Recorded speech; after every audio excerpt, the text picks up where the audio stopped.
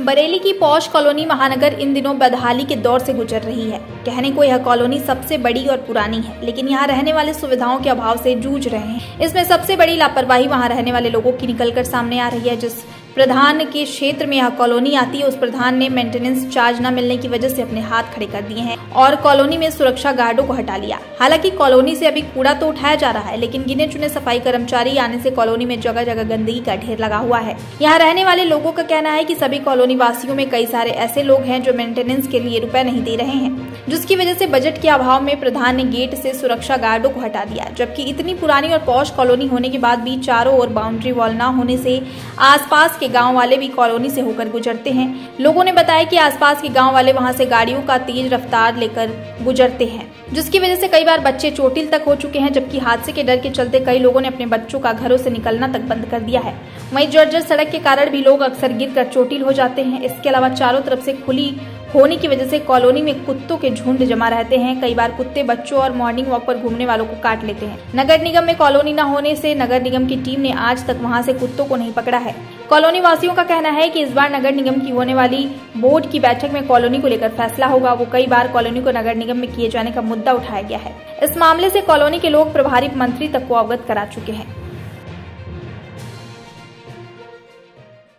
महानगर में इस समय बहुत सारी समस्याएं हैं। सबसे बड़ी समस्या गंदगी का है, जो साफ़ सफाई नहीं हो रही है हमारे यहाँ, और सिक्योरिटी। यहाँ पे कोई गेट नहीं है। चारों तरफ से गांव से भी लोग आते हैं, शहर से रास्ता मेन रोड पर है, ये सड़क से आ जाते हैं। कोई गेट नहीं है, सिक्योरिटी नहीं है। बच्चे जब अपनी कॉलोनी में खेल रहे होते हैं और इतनी तेज़ स्पीड से गाँव के लड़के मोटरसाइकिल लेके चले आते हैं, जहाँ पे उनकी रोक नहीं है, और बच्चों के पेरेंट्स डरते रहते हैं कि इतनी स्पीड में चले आ रहे हैं, बिना हेलमेट के, बिना हॉर्न के चले आते हैं। कुछ सायरन वाले हॉर्न जो कि बिल्कुल बंद कर दिए गए हैं, उस तरह के छोटी विहार में लोग चला के आते हैं साइकिल से। इस तरह की बहुत सारी समस्याएं। सिक्योरिटी नाम की चीज़ नहीं है यहाँ पर। स्ट्रीट लाइट नहीं जलती हैं, कहने पे स्ट्रीट लाइट जलती है किसी तरह। पार्क मेंटेन नहीं है। इसलिए हम सभी चाहते हैं महानगर के वासी कि नगर निगम में आ जाए। बहुत समस्याएं, किन किन का समाधान करने के लिए आप लोग को बताएं। पिछली बार भी बताया, यहाँ की रोड ऐसी है, वॉक पे गई थी, पैर स्लिप हुआ, गड्ढे में गया, मेरे हाथ में फ्रैक्चर हो गया ये। और डॉगी इतने रहते हैं, आए दिन मतलब पीछे से काट लेना, बच्चों को काट लेना, मेरे हस्बैंड को भी काट लिया, और मतलब कोई किसी तरीके का इंतज़ाम है ही नहीं भैया। हाँ, कुछ समय से सुरक्षा गार्ड और सफाई कर्मचारी कोई भी नहीं है, बहुत कम। उसमें किसकी लापरवाही मानती हैं, क्या मांगे अब क्या बताएं तो प्रधान जी को देखना चाहिए क्या चल रहा है, क्या नहीं हो रहा है इसमें। इस संबंध में आपकी अधिकारियों से बात हुई थी? हाँ, अधिकारियों से भी मिले हैं हम लोग ने। अपनी रखा भी प्रस्ताव है, यही सबका है कि भाई महानगर निगम उसमें नगर निगम में आ जाए। और मंत्री जी से भी वार्ता हुई, हम लोग मिले थे मंत्री जी से। मतलब ये सारी समस्याएं हैं, बच्चों के लिए भी आगे दिक्कत कर रही हैं, हम लोग के लिए भी दिक्कत कर रही है। निकल नहीं सकते, घर भी नहीं अकेला छोड़ सकते, कोई सिक्योरिटी, चोरी का बहुत है, दिन में भी मतलब वही सब रहता है। तो इसलिए तो सब चाहते नगर निगम में आना चाहिए महानगर। समस्या रोड की समस्या बहुत ख़राब है। सभी रोड टूटी हुई है, और स्ट्रीट लाइट भी पूरी नहीं जलती है तो काफ़ी बार कहना पड़ता है, तब स्ट्रीट लाइट चेंज होती है। हाँ, सफाई कर्मचारी कम हैं और हटा दिए गए, क्योंकि उनकी सैलरी नहीं उन्हें दी गई।